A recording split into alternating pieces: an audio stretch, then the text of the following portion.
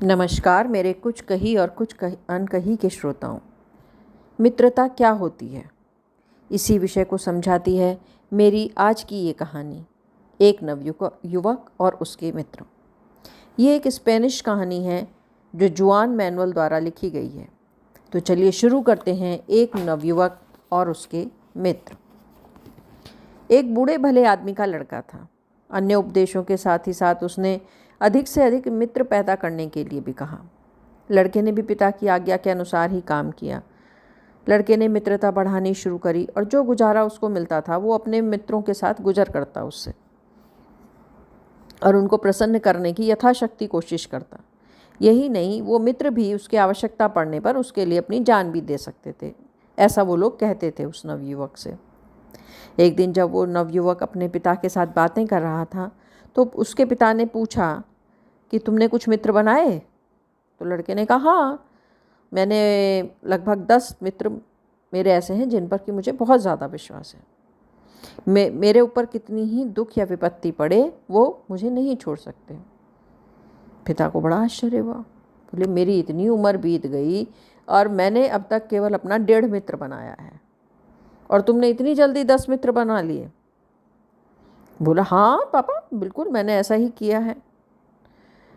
तब उसके पिता ने कहा कि चलो ऐसा करते हैं, हम मित्रता की परीक्षा करते हैं। तुम एक सूअर को मारो और उसे एक बोरे में भर कर ले जाओ और अपने मित्रों से, सभी मित्रों के पास बारी बारी से जाकर ये कहो कि मेरे से एक आदमी की हत्या हो गई है और इस लाश को वो अपने घर में छुपा लें। पुत्र ने वैसा ही करा, लेकिन वो नवयुवक इस मामले में कच्चे निकले, क्योंकि ऐसे अवसर पर उसमें उनकी संपत्ति और जीवन दोनों ही खतरे में पड़ने वाले थे। तो उन्होंने कहा कि देखो, तुमने ये काम तो कर दिया है, ठीक है, हम किसी को बताएंगे भी नहीं, लेकिन हम इस लाश को हम नहीं छुपा सकते। इतना हम तुम्हारे लिए कर सकते हैं, या कोई मुकदमा हुआ तो उसकी पैरवी कर देंगे और तुम्हें फांसी चढ़ने से रोकने की पूरी कोशिश करेंगे। तो जब सभी की परीक्षा वो लड़का ले चुका, फिर पिता के पास पहुंचा।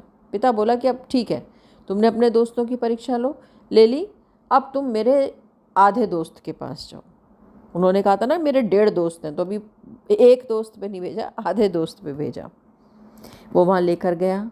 उसने सारी बात बताई उसको कि मैं ऐसे ऐसे मेरे से कि आदमी की हत्या हो गई है और मैं इसको छुपाना चाहता हूँ, और मेरे पिता ने अपनी मित्रता का भरोसा देके आपके पास मुझे भेजा है। उसने कहा, ठीक है, मैं तुम्हें तो नहीं जानता, ना मैं तुम्हें प्यार करता हूँ, लेकिन क्योंकि तुम्हारे पिता ने ऐसा कहा है और वो मेरा मित्र है, तो मैं इसको छुपाने में तुम्हारी मदद कर देता हूँ। वो अपने बाग में गया, उसने उसे वहाँ छुपा दिया, उसके ऊपर फूल पौधे वगैरह लगा के ज़मीन को ढक दिया।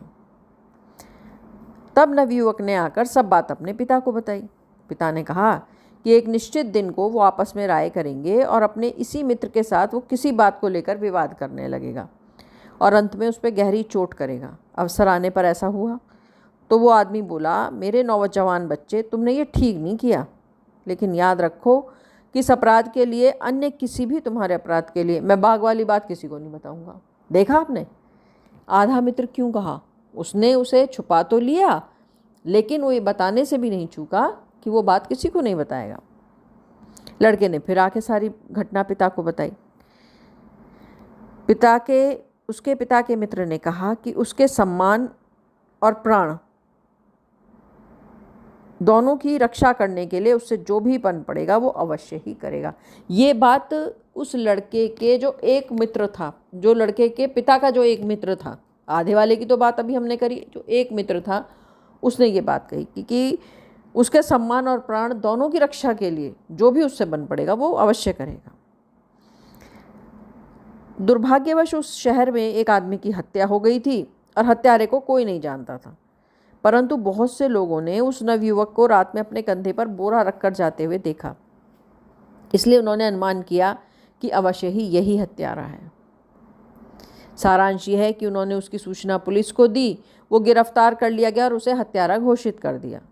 परंतु उसके पिता का वो मित्र उसे छुड़ाने का बराबर प्रयत्न करता रहा और उसने देखा कि जब उसको बचाने का कोई उपाय नहीं है, तो उसने जाकर जज से कहा कि हत्या का अपराध अपनी आत्मा पर वो वहन नहीं करना चाहता, क्योंकि वास्तव में हत्या करने वाला उसका पुत्र है, न कि ये नवयुवक। और इस प्रकार अपने एकमात्र पुत्र की बलि देकर उसने अपने मित्र के पुत्र की जान बचाई। इसे कहते हैं मित्रता। वास्तव में मित्र वही है जो तुम्हारे कठिन समय में तुम्हारे काम आए। सुख में तो सभी साथी होते हैं, पर दुख में कोई साथ नहीं देता। जब दुख तुम्हारे ऊपर आए, विपत्ति तुम्हारे ऊपर आए, उस समय भी जो तुम्हारे पास खड़ा हुआ मिले, तुम्हारे को संभाले हुए मिले, वही वास्तव में सच्चा मित्र है। धन्यवाद मेरे कुछ कही कुछ अनकही के श्रोताओं। धन्यवाद।